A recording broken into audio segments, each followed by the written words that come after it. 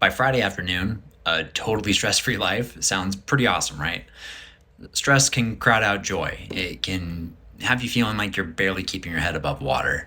And for a lot of people, especially people up against economic hardship and structural barriers, stress is not just a mindset thing, it's a feature of daily life. I want to name that up front. And I also want to share a super quick story that changed the way that I think about the stress that I have more influence over.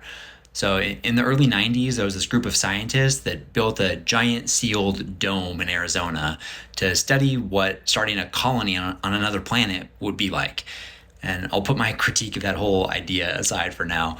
So it had crops in it for them to eat. It had all kinds of plants and trees, and 8 people actually lived there for a year.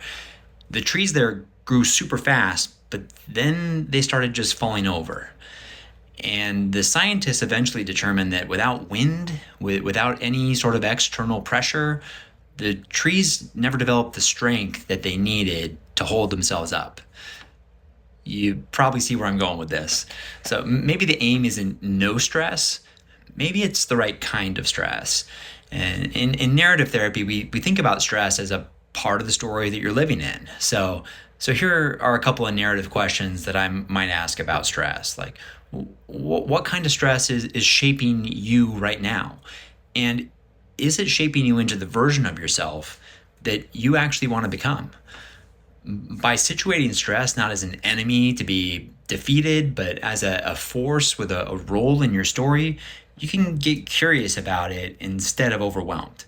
I'm not saying you've got to love stress or embrace it, but maybe that it has something to say.